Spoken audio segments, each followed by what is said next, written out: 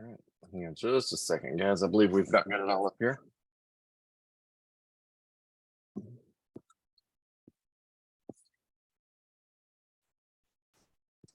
All right. Looks like everything is working on this end. So, good morning, guys.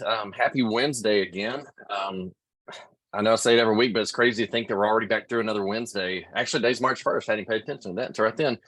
So, guys, we're on the last stretch of the first quarter of this year. So, one thing I want to tell you, make sure that you're doing some self audits. Make sure that you are on track to hit those goals this year. If you're not, now would be a great time to readjust some things. But we'll go ahead and get started on everything. Guys, since the first of the year, we have really been diving into really how to, I guess we're more in year two now because, building your legacy, how to escape year one is what we really focused on last year. Now we're building and we're really in that year two. So, this is where we want to look for growth. We want to look for expansion. And since the first part of the year, Matt and I've been talking a lot about, being as many places as possible, casting, a large net, creating those opportunities, taking massive action, anything that we can do to really push our businesses forward. Obviously, this year has been a challenging year for a lot. Really the last 6 to 8 months have been kind of challenging for a lot of agents, just simply because we did go through the market shift. We all had to step back for a minute and readjust on a lot of different things that we were doing.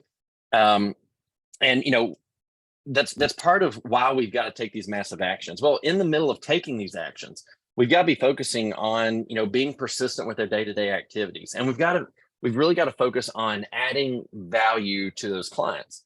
Well, last week we had a guest speaker on here with us, Art Kelly, real estate agent here locally out of the Nashville area, as well as an author.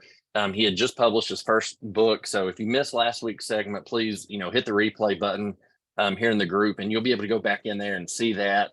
You'll also be able to get the link to purchase his book as well. But, last week, he really spoke about, his book. And it's called, Friend Maker. And, we talked about the 7 different spheres. So, he had listening, learning, liking, loyalty, leading, and loving. Those are the 7 spheres of the relationship, essentially. And then how to become a friend maker. And if you missed that one, definitely go back and watch the replay, because he shared a lot of information and a lot of insight about the process. Matt and I often talk about the systems that are needed. Well, last week, Art really brought in the personal side about what really happens in that process, how to become a trusted agent, how to become a trusted friend to these clients. And so today we're going to continue to dive in, looking at different mindset shifts. So Matt, I'm going to toss it over to you, let you kick it off today. And guys, if y'all got any questions, leave them in the group chat. If you are watching on Facebook, please hit the like button, leave us a comment, let us know you're here. But we'll do our best to answer them. But Matt, I'll turn it over to you. Yeah, so the biggest thing that I think that I want to cover today is there's different stages to every process of growing an organization, of growing something, of creating something, anything like that. I should probably put a hand on the steering wheel, shouldn't I? Quit talking with them. So, the first stage is going to be intent. If you've got no intention of doing anything but watching Real Housewives and eating bonbons, then that's probably exactly what's going to happen. If your intention is global domination of real estate, if it's just to make a comfortable living, whatever it is, that's kind of the first step to growing into what you're supposed to become. After the intention, you start to create things. Every one of us are creative in our own right. Look, I couldn't draw a stick figure, but as it pertains to building business systems, that's where my creativity shines. I can play music to some small degree, but I'm not any stretch of fantastic at that. But really, it's in the business realm that most of the time my mind stays and stays obsessed with. Well, when you start creating stuff, it gets messy at first. Literally anything that's ever been created gets messy to start with. As a matter of fact, one of my favorite quotes from Elon Musk is he talks about how an engineer's job is to create something that sucks and make it suck less over time. And that, to me, is something that I think a lot of us, we get the intention. That's the goal setting. That's all of that stuff. But then you get into implementation. You get into the getting your hands dirty part of it. And you get, I get stuck with, well, what's the option to do this?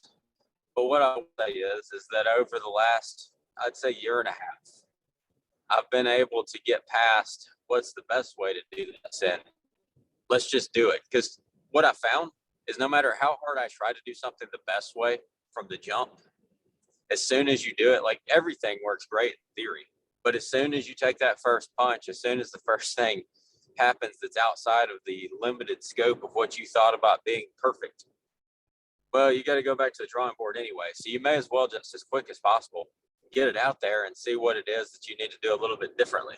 See what it is that needs to be adjusted. I mean, in any athletic event, but football is the one that I watch. In a football game, you've got your offense and defense, and they're constantly adjusting to each other the entire game. And they may show up and the game plan be completely different than what they expected on the other side of the ball. So they got to start figuring out, okay, well, how are we going to adjust things to get there? Matter of fact, if you pay any close attention to any sport, throughout the entire season, the adjustments are up to and including terminating contracts, making trades, and things like that.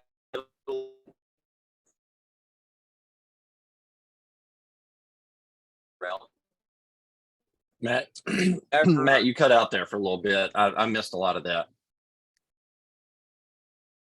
Oh, you heard. Oh, did I lose you again? There you are. I can hear you now. Okay. Sorry, Beach Grove's awesome. So basically, what I was saying was that it translates, those adjustments translate over here to business and to real estate mortgage from the standpoint that, like, you go out, you've got every intention of your game plan being A, B, C, and D.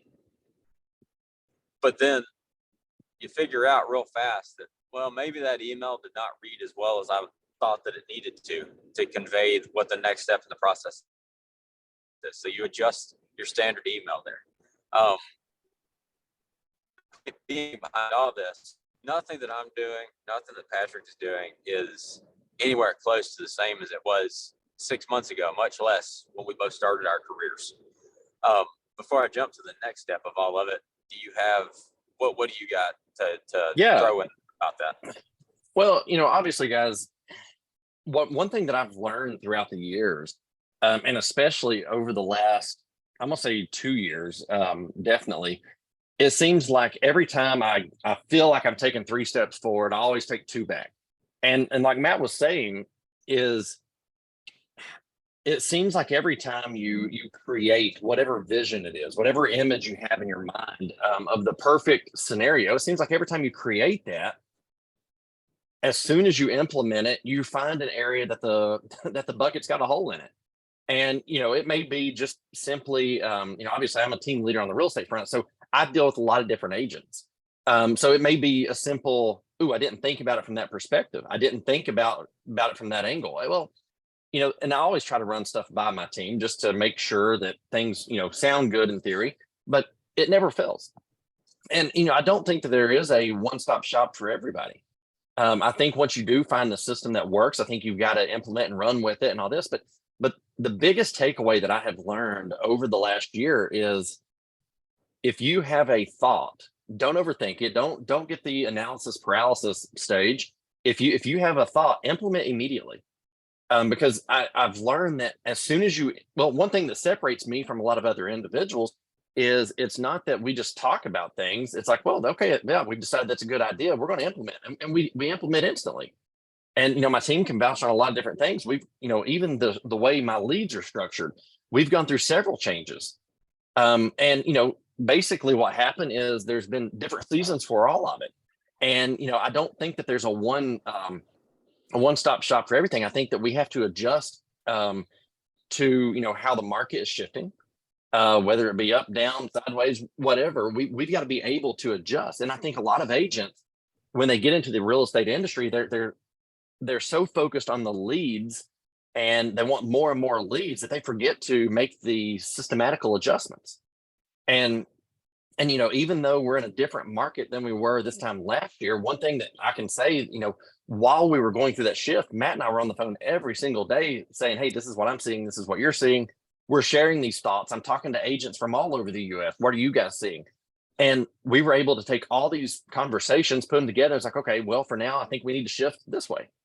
And we did. So out of all of this, the best advice I can give you is if you have a thought or if you have an idea that you think it's going to put you in a better place than what you were yesterday, guys, implement that today.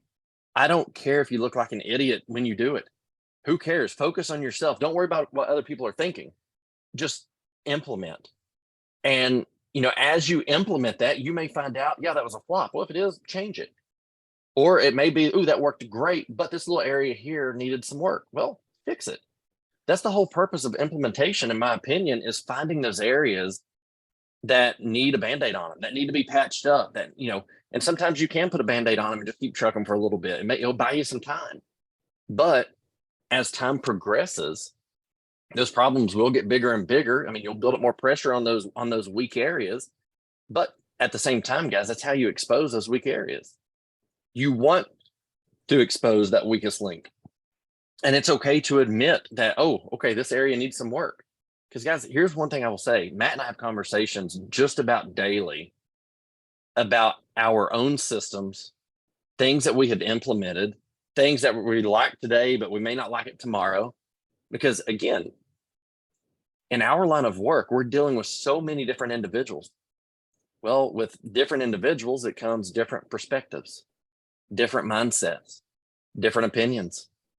And basically, as we are making these changes and shifts, we've got to make sure that we're still heading in the same direction.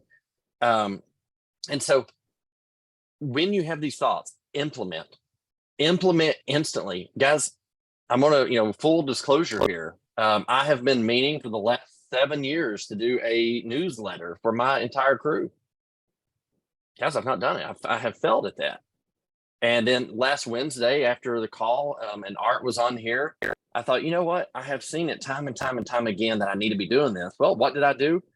Wednesday, I spent the majority of Wednesday, Thursday, and Friday, I spent the majority of my time trying to create some sort of newsletter. Guys, here's the thing. Was I thrilled with it? No, I wasn't. I wasn't thrilled with any of it. I'm still working on it. I'm going to be tweaking it as we go. But what I will say is that newsletter went out to about 3,500 people on Friday.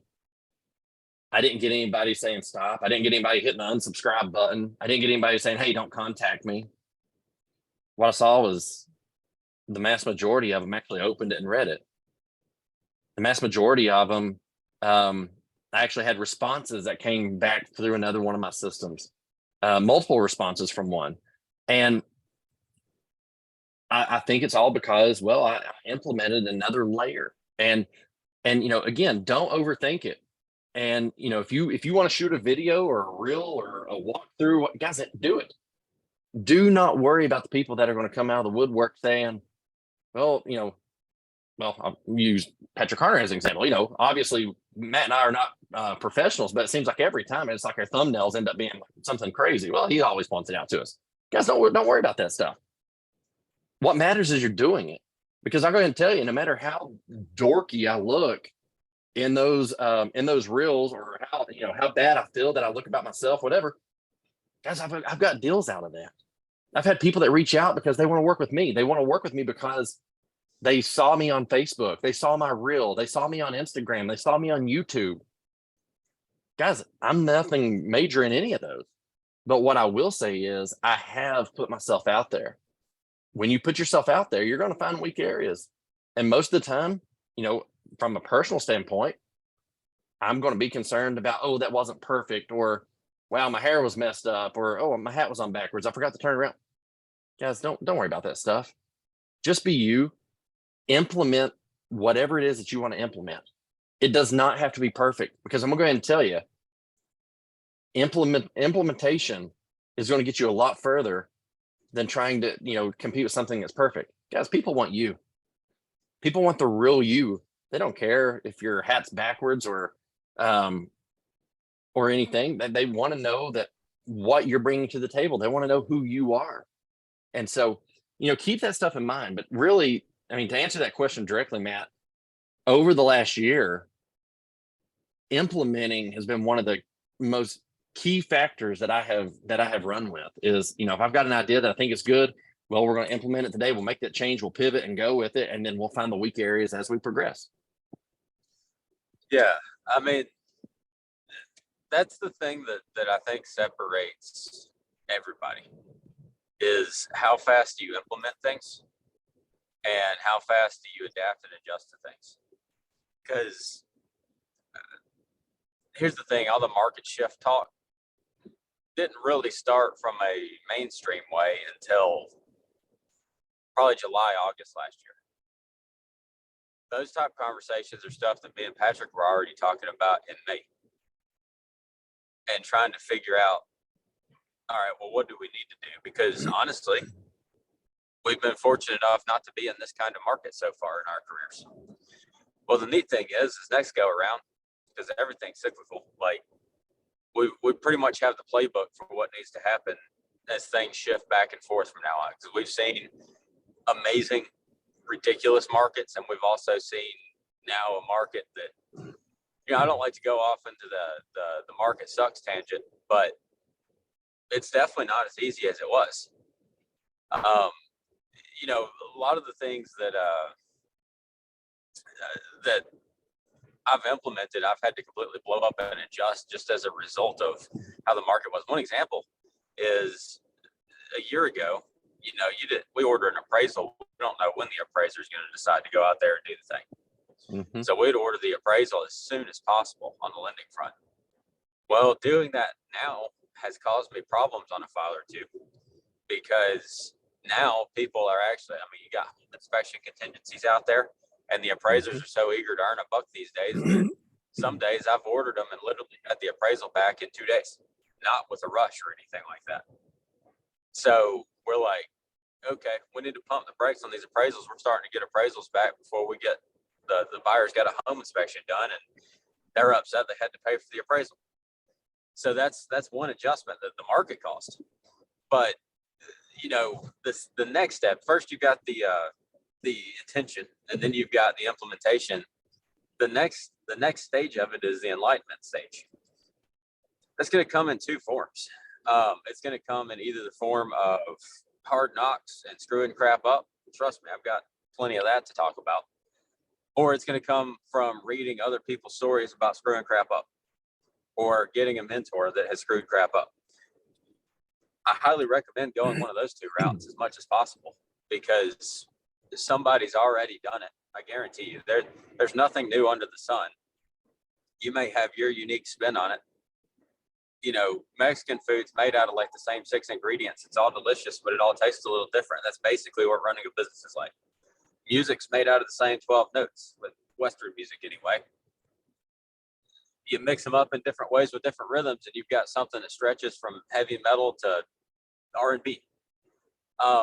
Same thing with business. But at the end of the day, it's just a matter of figuring out what it is that you don't know. One of the things that I can tell you is that, like, early on in my career, I didn't know what I didn't know. I knew that there was a lot of crap out there that was going on, and I'm just like, how in the world are they doing these things? So I kind of made myself just a student of trying to figure out what it is that these people were doing to get where they were at. Well, from there, I started getting surface level pieces of it. I started getting little tidbits here and there and piecing it together over time. It was like putting a puzzle together, but the entire puzzle, all the pieces were the same color. Well, the next thing that I started doing is I was like, well, it's not that expensive to buy a $20 book. So I started purchasing books instead of just listening to the free podcast. I'm telling you, like, it is not an exaggeration to say that I have literally listened to thousands and thousands and thousands of hours of content about sales, business, marketing, etc., mortgages. But that was all the individual stuff. Well, fast forward, and then I signed up for my first coaching program. When I jumped into coaching, for the first year, I'll be honest with you, I was the worst coaching client that I think my coach had ever seen. I was the slowest to implement. I was the slow. I probably wasted my $700 a month the entire time there for the first year, because I was just like, yeah. Made up a bunch of excuses, had every reason why things were and weren't working, mostly why they weren't. Threw a bunch of crap out there, that was ultimately, it led to me not getting where I wanted to be at all. And I decided, I almost quit coaching that first year, but I listened to an interview, and it was a guy talking about Michael Jordan and the fact that Michael Jordan had a coach. I was like, well, if the greatest basketball player of all time had a coach, Tom Brady had his own quarterback coach. If they had coaches, I suck at this time. I should have a coach. So I rededicated myself to it and took another year in that. And that's whenever the puzzle pieces started to gain the colors. So I could see that there was a picture on it at least. And I started to get the outline of everything together. Then I reached kind of the end of, you don't always have to be in the same exact learning position, the same coaching program. That I was conflicted on it for a while, but I realized after a certain point, I was like, okay, well, I've gotten what I think I can get out of this at this stage. Then I took a few months and finished implementing what I knew from that. Fast forward, and I got into a different coaching program. That coaching program was the polar opposite of the first one. And what I realized there was that this isn't a Coke versus Pepsi argument. It's a Coke and Pepsi argument. Basically, Matt, from there, yeah, go ahead. You said something there that honestly, it's good to hear. You became a student, and guys, this is one of the things that I have seen over and over again. And I've said it quite a bit here recently, but it seems like when we as realtors get our real estate license, well, we're automatically a professional at that point. We just start blasting across social media. Hey, I'm a real estate agent. I can help you do X, Y, and Z and all this stuff. But guys, there's so much to learn there. And I think that a lot of professionals, if you will, I think when they get that license, yeah, congratulations, you completed school. But are you really a professional at that point? And guys, I'm not talking about like business professional, just putting on a suit and tie, whatever. I'm talking about truly knowing and understanding your craft to where you can turn around and teach it. Because there's one thing to be a student and always keep learning, but at the same time, you've got to turn around and teach that to others as well. And I think what happens a lot of times though is we get our license and we quit educating ourselves. And I too, Matt, can relate and say, I have read thousands. I have studied and read more books in the last 5 to 10 years than I ever did all the way through school. I had no interest in that stuff, but now, I have to study because my life depends on it. And it doesn't matter how many deals I do this year. I'm studying, trying to figure out, okay, how do I get through that barrier? How do I get X amount more? Or how do I do fewer deals, but make more money? Whatever it is, we're constantly learning. We're constantly pushing those limits. But another area that I see that a lot of agents struggle, and guys, this is very common in life in general, but we're talking to a bunch of realtors here, so I'm just going to call it like it is. A lot of agents struggle with taking responsibility for their own faults, for their own failures. And what I mean by that is so often my broker's not providing me leads. My team leader's not providing me leads. Guys, you know what? You're self-employed. You'll get your own leads. Or you'll hear the other ones. Well, my brokerage is not supplying any training. Well, my question is to you, how often are you truly reaching out and asking for help? How often are you truly searching online, looking at those videos and studying? I mean, guys, my normal routine is I get up around 4:30 every morning. And honestly, that's a time where I do check my emails. I read, I'm watching YouTubes, I'm studying. I mean, that's a training time frame for me, mentally and physically. And then, that way, by the time the 8 o'clock hour rolls around, I know people are starting to wake up, which my team probably hates it because I do text them before 8 a lot.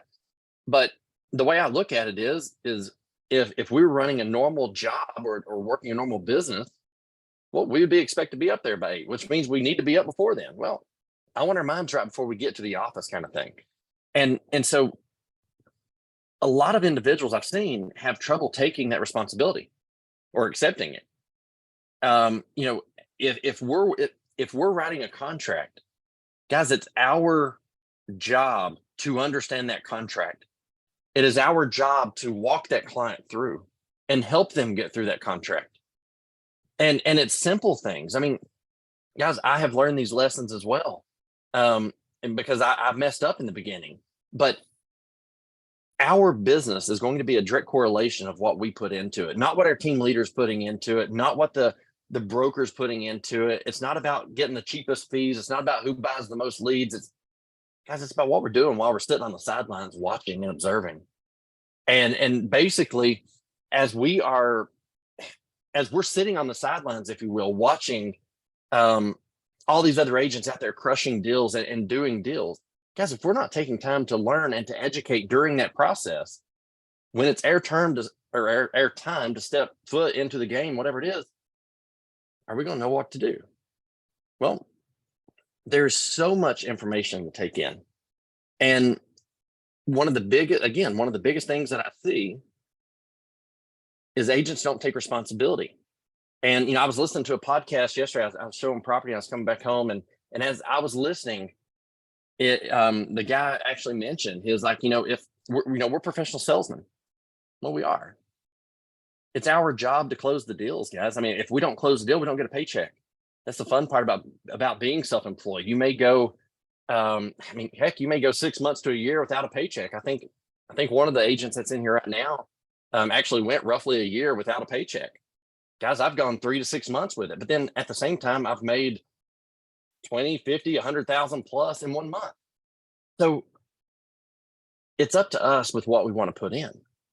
But know that as we are progressing through this journey, and as we are progressing and studying and educating ourselves, as we're learning these new techniques, we have to implement.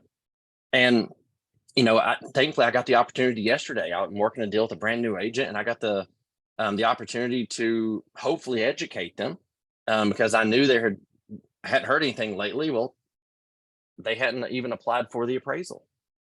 Well, guys, today's the deadline for that to be ordered. So we got to have that conversation yesterday, and basically, it was brought back to me. She said, I didn't know that. Why didn't I expect you to know it? But we've got to be studying these things, because it's when we go to the paper and we're putting those contracts together, it's not just about putting the name and the address on there and thinking that we're going to sit back and make $10,000, $15,000 at a time. Guys, there's so much more in the middle there that we've got to hold the buyer's hands, hold the seller's hands, help guide them. Because again, we're the professional. So as we're learning and studying, number one, as you're getting into the real estate industry, or if you are in the industry, guys, you've got to be studying, you've got to be practicing your craft. And then as you're practicing it, sitting on the sidelines, you're going to get that opportunity to step up.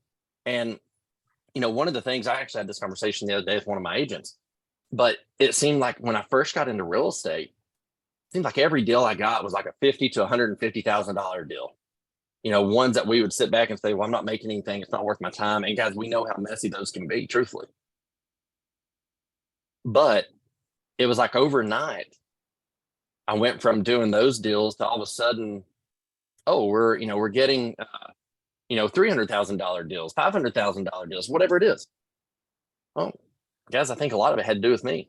I think mentally I wasn't prepared to make that adjustment. I had to go through that learning curve and understand how to handle those low deals, those cheaper deals, if you will, before we could step up to a bigger playing field. So, but anyway, guys, the main thing is make sure that you're implementing as we are, as we're moving through. Make sure that you're implementing these things that you're studying. And if you're in an area where you don't even know where to start, you don't know the questions to ask, because again, you don't know what you don't know. Guys, find a mentor, find someone that you can talk to and open up to them. I mean, Matt and I both are pretty much open books on everything that we do. That's why we do this every Wednesday to teach, because at the end of the day, guys, I have been in a situation where I was dead broke. I had no money, and I had no money coming in. Guys, I'm sure there's many people on this call that can relate to that. We all come in at different stages of life, but at the same time, if we're working the systems, if we're educating ourselves, if we're implementing and aligning with those right people, well, all that can turn around very quickly for you. So, Matt, I'll throw it back to you. I just wanted to touch on that real quick. Yeah, absolutely. One thing that I'll kind of foot stomp that Patrick said there was that he does his learning early in the morning before most people are awake. One mistake that I've seen that I've made is getting into the middle of the day and at 10 o'clock in the morning being on a training, or at 2 in the afternoon doing some sort of training or something like that. That's not the time for training. Now, if your brokerage has something going on that's a mandatory training type thing and it happens to be at 10 o'clock in the morning or 2 o'clock in the afternoon, so be it. It's mandatory. You got to do it. Trust me. I deal with my share of that sort of thing too. But if it's anything that I know there's going to be a recorded version of that I'm halfway interested in, that's what the morning's there for. That's what later at night's there for. Now, I think that for some people, there can be an argument made that your workday doesn't have to start at 8 o'clock or 7 o'clock or whatever. For some people, there may be a lot of benefit because your buyers may be 9 to 5ers and you're doing a lot of your showings at 6 or 7 at night. There maybe your time for your families in the morning. Neat. Do it. But make sure that you're actually working it like a job and not working it like it's just a hobby to make the difference there. That's another mistake that I made royally whenever I first got to this company. Previously I worked for a company that you were 9 to 5 button chair, that sort of thing. They practically wanted you to ask permission to go to the restroom. It was ridiculous. Then I got to this company and they were like, if you got numbers, I don't really care where in the world you are. You can do whatever you want. As long as you got money, flowing through here, who cares? Well, that's cool. Except for when I first had that freedom, I didn't know what to do with it. And that kind of ties into the whole thing that Patrick was talking about with the taking responsibility thing and kind of owning it.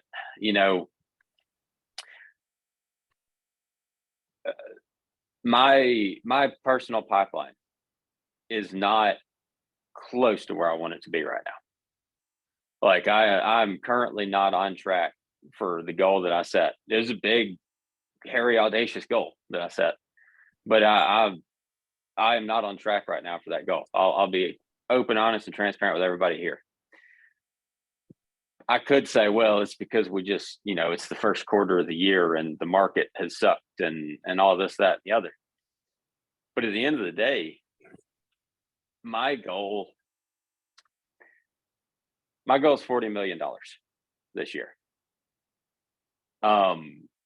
There's a lot of lending teams that have closed 100, 200, $300 million out there.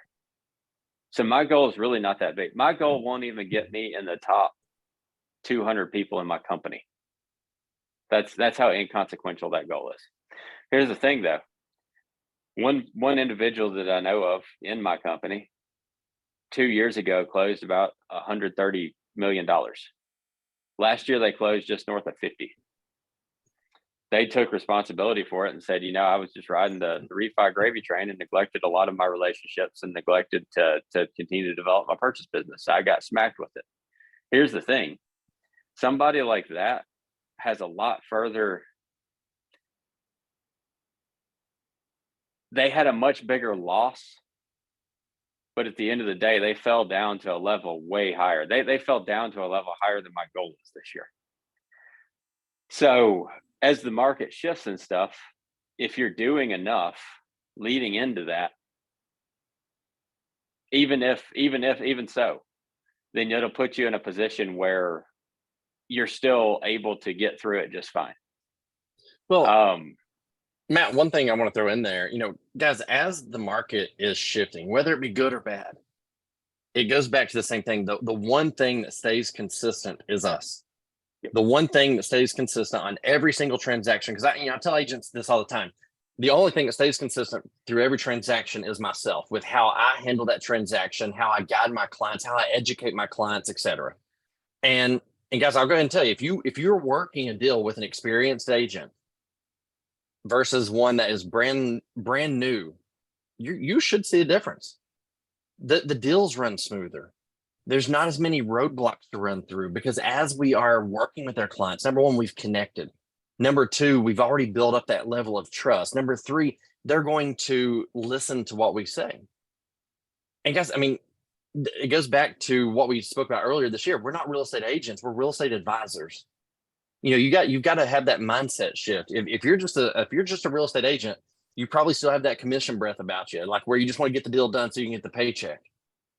But guys, when you take on that advising role, well, now we are educating, now we're teaching, and it gives us an opportunity to stand out from the other agents. Our conversations are different. And guys, I had one of the best compliments I've ever had happen. I think it was either February. It was either early February or January.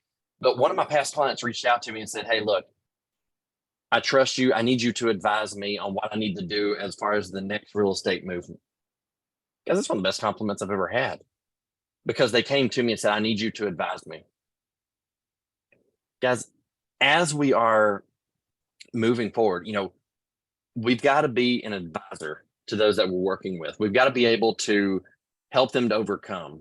And so make sure that you're taking on that mentality and mindset as you're working with the clients.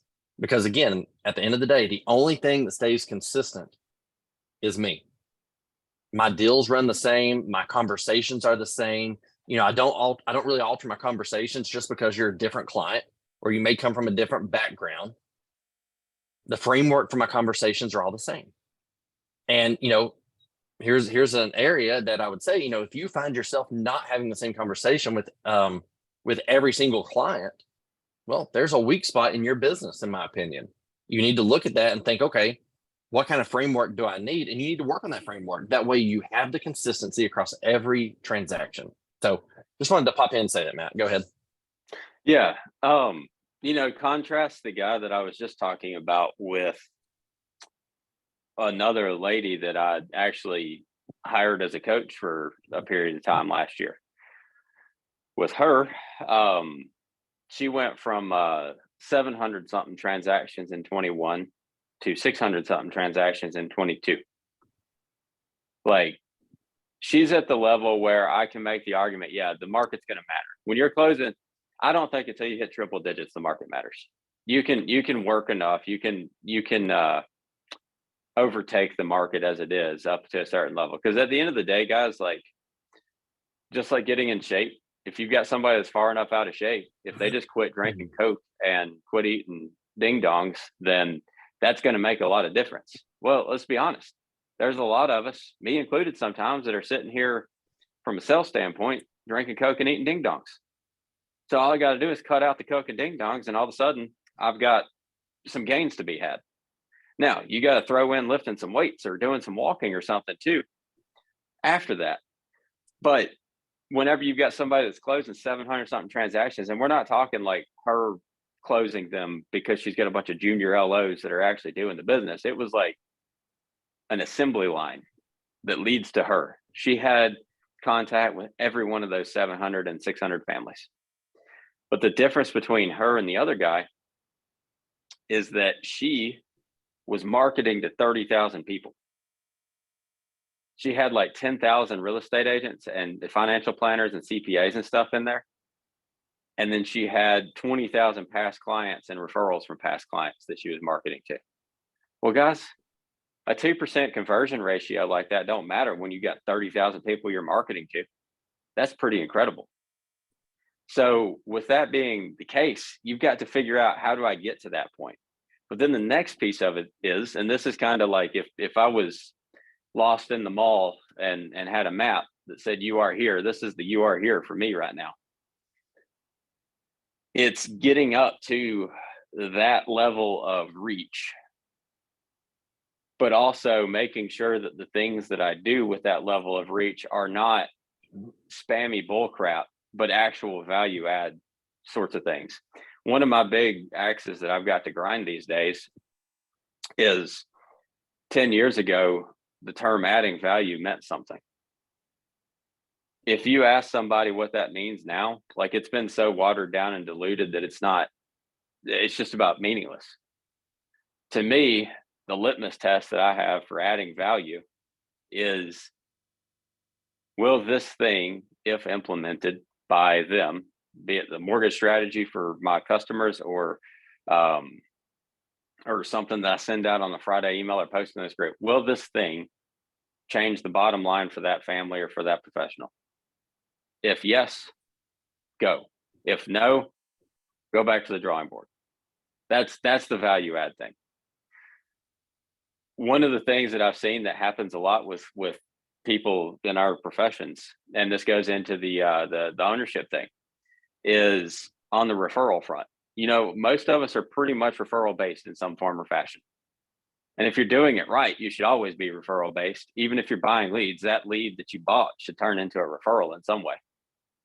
Their mom, their dad, their sister, their best friend, somebody they know needs to do something too. So it should turn into a referral too. But what I see that happens a lot, and I guess be on the receiving end of this a lot, is people will say, well, I gave so-and-so your number. I gave Patrick your number. He'll reach out to you sometime. Here's the problem with that. Patrick will never reach out. I've got a lead that was, I had that text received last week. Hey, I gave so-and-so your number. Cool. Well, I followed up with that agent and didn't hear back from them on Monday this week. And then I followed up again yesterday with a text instead of a call. And they immediately text back, said, yeah, go ahead and call that person. Here's their number. Well, by the end of yesterday, I'd made contact with that person. I've got a longer conversation scheduled later this week with that person. The thing is if they have my number and they call, then what happens a lot of the time is that they inevitably will call while I'm on another call, because none of us are doing our job if our calendar ain't full, right? But if I get their number, I can shoot them a text and be like, hey, are you available this afternoon at 4? I had somebody cancel. Or call them at 4, like I did yesterday, and schedule up a full-on call at a time that I knew they were available. But a lot of people, in the past, I've done this too. I'll be like, yeah, I gave so-and-so your number. I didn't take ownership of that transaction. They wind up getting lost in the wilderness out there. And the next thing you know, I don't have them, nor does the person I was trying to refer them to have them. It injects too much possibility for aimless ridiculousness out of the client's end whenever you do stuff like that. And the other thing is, on the ownership front, kind of tying that to the 30,000 database thing. She acknowledged that lender acknowledged that in order to continue to expand my reach, it cannot be the way that I was doing it one-on-one. It cannot be the way that I was doing it, because here's the thing. If you've got one referral source that sends you everything, if something happens with that one referral source next month and they get hit by a bus, suddenly your business is dead until you find something else to do. Matt, one thing I want to throw in there is, you're talking about taking ownership of the, if, I'll have Matt call you or whatever kind of thing, that kind of conversation. Guys, when I was a brand new agent, fresh out of school, I was still in the mindset of, I need to give 3 names, numbers, whatever. And, the whole purpose or the whole focus that I had was, well, I'm gonna give you these 3 names. You just kind of pick who you want and go from there. Well, what I found throughout that process is, like what Matt said, they never did call, or maybe we would get under contract and it's like, okay, well, here's some home inspectors, you can pick your own home inspector. We'll go through this. Well, you've got, 14 days, whatever it is, to get it done. Well, then I'd find out y'all never scheduled the inspection. Well, what I also learned during that time frame was I was, talking to a lot of other agents, more experienced agents at the time, and their deals seemed to work a little bit different than mine. They seemed to be a little bit smoother. And, so it was in that moment that I started taking responsibility. And so one of the simple shifts that I personally made was, instead of me talking to my client saying, well, here's Matt's information, you just reach out to him whenever you're ready, kind of thing. What I would do at that point would be, hey, I'm going to go ahead and introduce you to Matt. And guys, I still do this to this day. And obviously my deals work a whole lot smoother than they used to. But basically, if Matt's my client, I'm going to say, well, Matt, I'm going to do a 3-way text and introduce you to, lender. And guys, I'm going to do a 3-way text and I'm going to put them right there on the spot. Well, obviously I'll send my stuff to Matt. So whenever Matt gets that text, he then engages from the lender front and he's now playing offense. We're not playing defense. We're not being reactive. We're going to call the shots. We're going to call the next play. And Matt and I have worked enough deals over the years now. And obviously Matt's my team's preferred lender. But as we are working these deals, it's almost like, hey, I want to introduce you to so-and-so. Well, there's Matt's tag. Matt's in now. Now Matt and I both are going to work these clients together. Well, there's going to come a time where I may hear from the client before Matt does. There's going to come a time where Matt will talk to the client and they don't want to talk to me. Well, at the same time, Matt and I are still having our conversations every day about where people are, about what situation they're running into, et cetera. And it's in those moments now that we're able to get through that a little bit better. Another transition that I personally did was whenever I am having inspections, we'll have that discussion. Who do you want to use? If you don't have anybody, well, I've worked a lot with so-and-so. This is who I would recommend, kind of thing. Would you like for me to introduce you? Sure. Well, guys, what I do is I'll message the inspector or whomever it is, and I'll say, hey, look, I need an inspection done this day and time. Here's the client information. Guys, I'm setting that up. I'm going ahead and being proactive on this. That way, my deals are not being reactive to whatever mess. Because at the end of the day, when people get excited, they want to buy a property. What they get excited about is shopping. They get excited about going and looking at all these properties and dreaming and all that. Well, guys, if we're just dreaming, that's wasting my time. I'm going to dream with them for a little bit, but at the same time, yes, I have to make money. That's why we're in this industry. So, I want to make sure that we're all on the same page. And so we have those conversations. So anyway, I have learned over the years that as things come up, the more that I can take responsibility for and the more that I can handle for them, number one, the more they look at me as that trusted advisor. But number two, guys, those deals run extremely smooth from the real estate front. And, since then I've been able to put some other people in other places. So, once I get through that the initial starting point, guys, my deals run extremely smooth most of the time.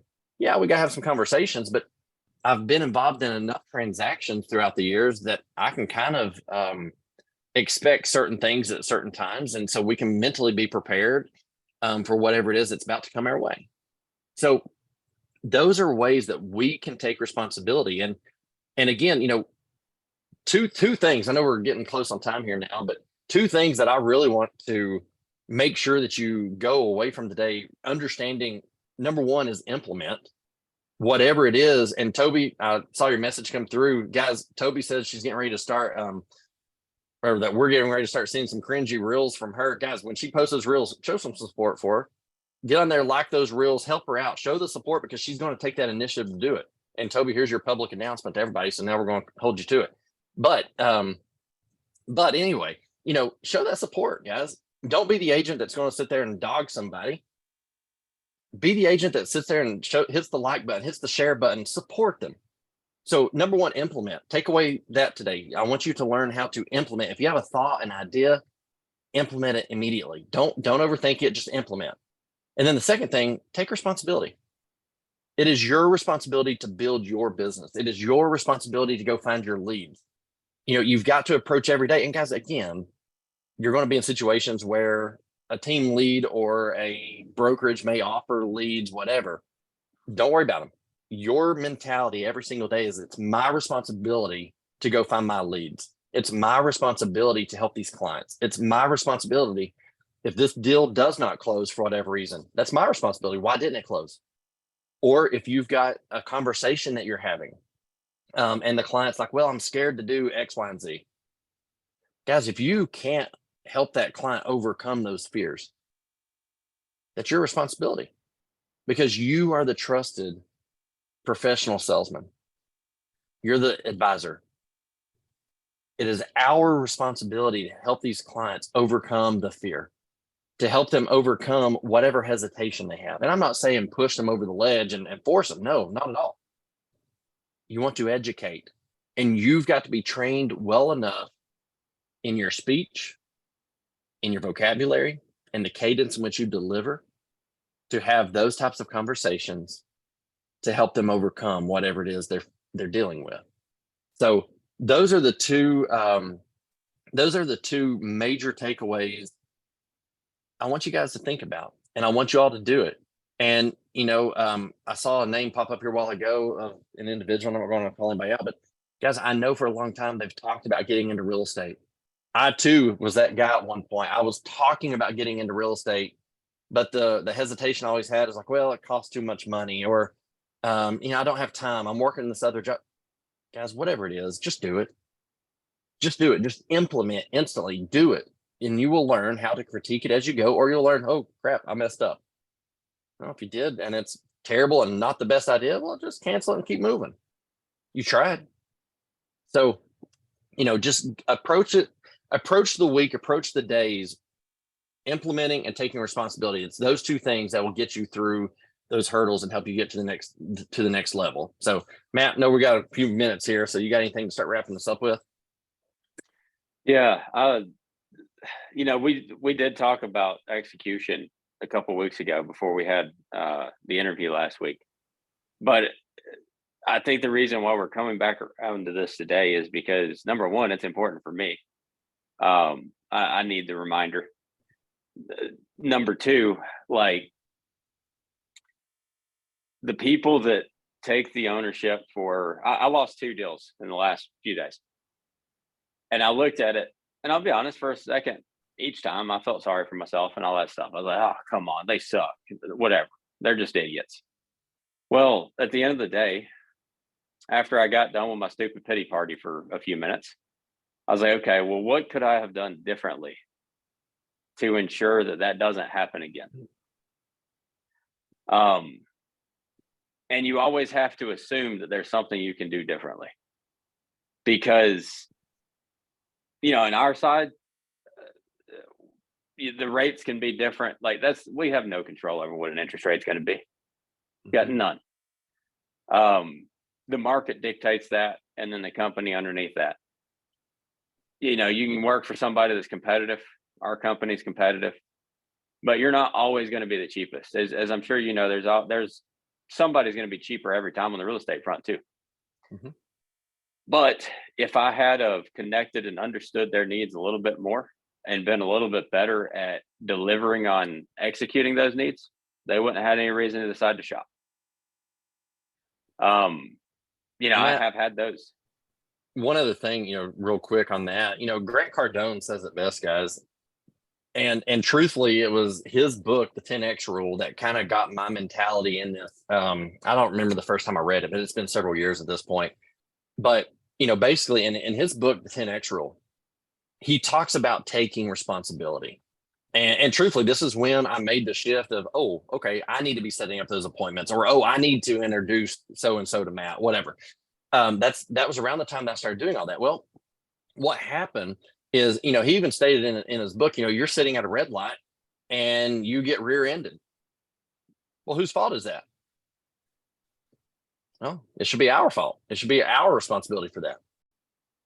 And the reason being is, well, I could have taken a different route. I could have drove a little faster.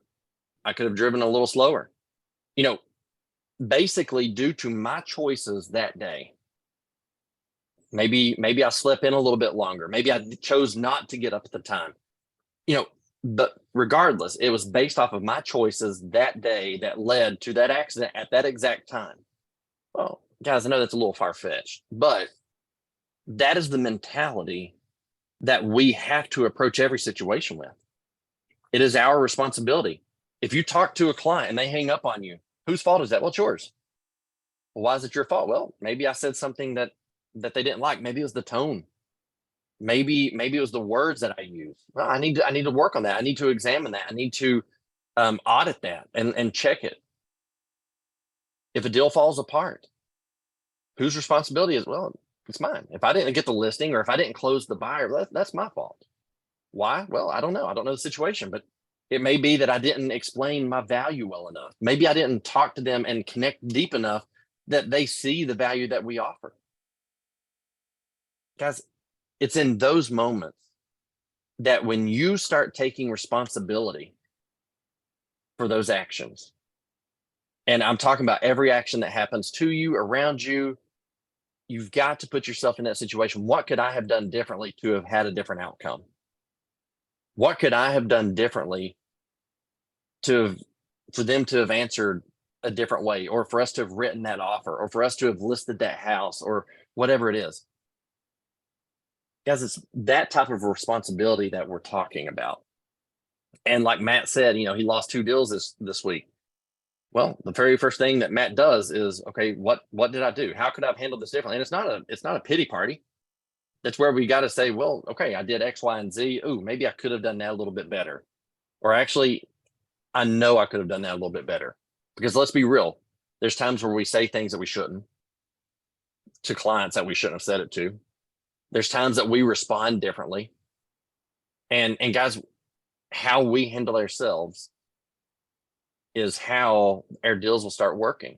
And one of the best learning experiences that I had, and one of the lessons I had in real estate, is I had an inspection come back. Terrible inspection. And I'm mad that they've asked for all these things to be fixed on my seller and all this stuff. Guys, how I respond to that, it will matter. How I respond to that and how I present that to my seller, it will matter.